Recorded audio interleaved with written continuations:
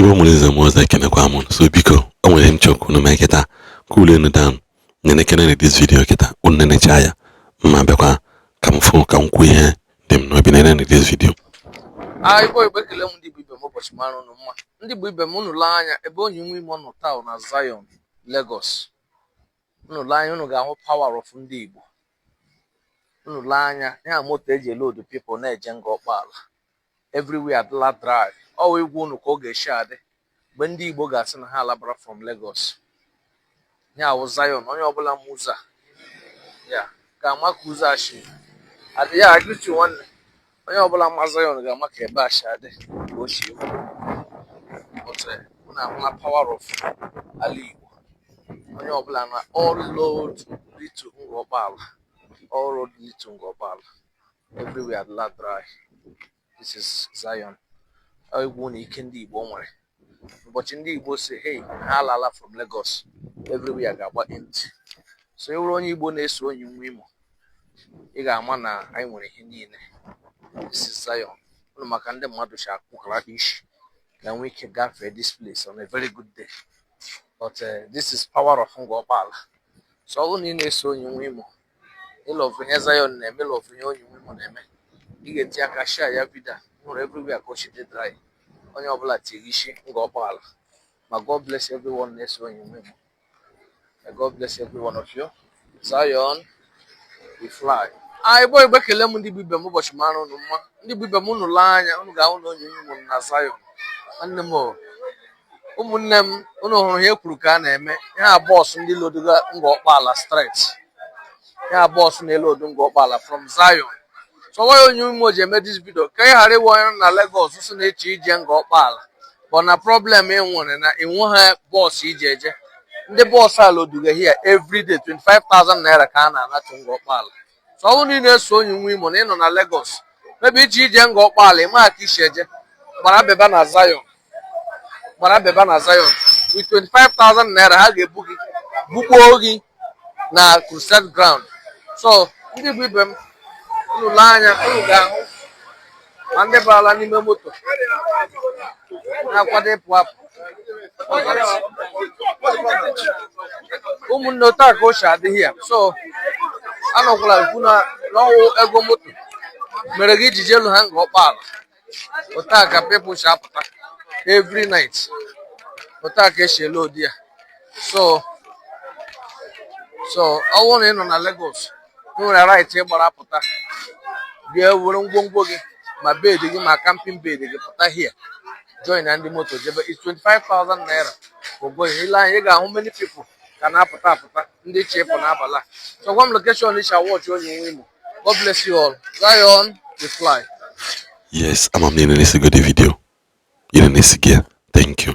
So biko, I'm going to this video go say again. I'm going to go say again. It shows that very soon, this is how it will look like according to this video. This is how it's going to look like. Because now, from the nasi, did you see? Only no notice in this video.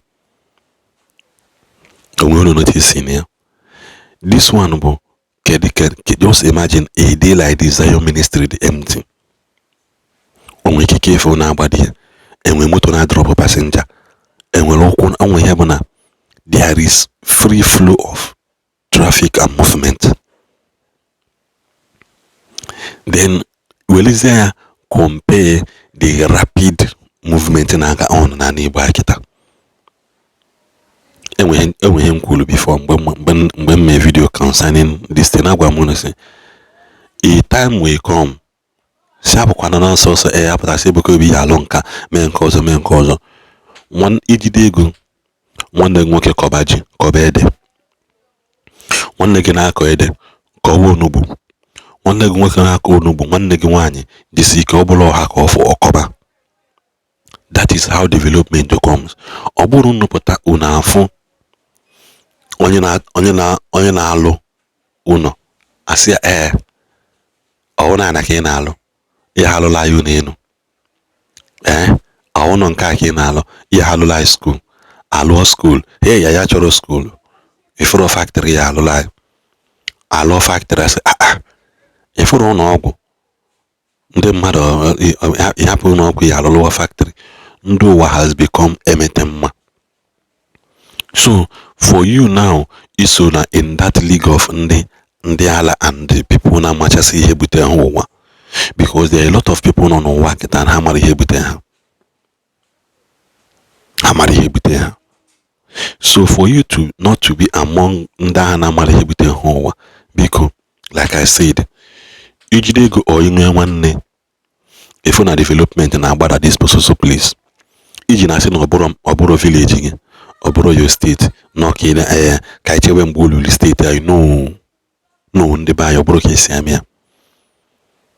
Ịbịa na-abịa dosaba arụ na akwa ihe ndị ụka anụnwagasị, ihe ndị ụka don't worry, mgbe emeela nke anyị mgbe onye nla ka imeela ihe enwomenwo, that is when you now stand up and decide to do something. No, ekwuru m ya sị ọ na-ebuka obi na alụ school alụ, because ihe jigoro ịdị busy wee lụọ hotels and hostel bụ ka ndị na-abịa ekpere nwegoro ebe ha ya anọ,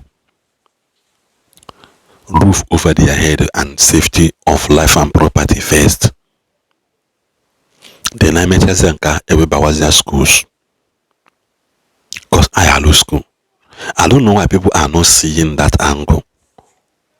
But I say, na uno ni na nwa na alụ dịka na onye nwe ya investment ni na eweko obi jikọ na-emela onwe ya private investment, private empire, o mekwa nke ame nke ọzọ. I said it, do not wait till onye like eme ihe. You watch afọ na this thing na agbada ana Igbo. No, hey, benefiting the Igbo, and you have the money to do it. My brother, do it. Yeah, a very pinpoint message. Amurum no mwele bozi ya nunca. Amurum ya patana dragi kesinka sinkozo. Ibulonye Enugu for that movement name. Mimo State. Ibulonye Anambra, Ibulonye Ebonyi, Ibulonye Abia. If you have the capacity to do something for the Igbo, do not say no Buro Makano State again. Anigbo ba Anigbo. Do not say maka onye na-eme ha like Romia. Even just so biko below one oka. Nwanne inwe ego ilu ụzọ or inwe ego ịlụ school. Lower school there. Inwe ego ịlụ factory. Lụọ that factory that place. Ka inwe ego ịlụ factory ahụ. Lụọ ya n'aka ejiro gị. Don't come and limit ihe Chukwu nna butere ndị obodo. And ịbụkwa na onye that village onye obodo afọ na ihe nwoke na-eme masịrị gị, na there is a way to do it. Nwanne m nwoke, biko ihe na-emekwana masịrị anyị, biko onwere ka anyị si wee lụpụta onwe space for ebe dị otu ọgụsị anyị ka isi eme ka anyị nwekwa n'ike wee mee, because anyị nwekwa chọọ ịlụ factory closer to ebe dị otu or in another location within the community or within the state, so that enwegodo ndị na-abịa ụka nwan enwe ndị na-eje factory ebe ha na-ekpe ekpere, just like the way Dr. Paul Enechechi wee bịa Anambra State and he teamed with the governor of Anambra State to train governments in how they train 500 youths.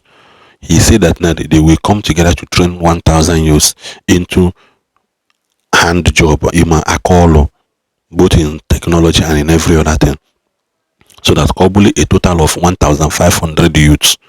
Or cast na name every 3 months, every 2 months or so. On a case here, government bolo mother 500, church bolo mother 1,000. So you watch okay, who are making more impact in the society? The whole government bolo mother 500, church bolo 1,000. Church as a government. So the truth is, most of the buy Malaysia. Man, just that na onya name that abronya like it. So they will be forced to hate that person no matter what that person do. That is just it. They will be forced to hate that person no matter what that person does. God, the one on board on the buy.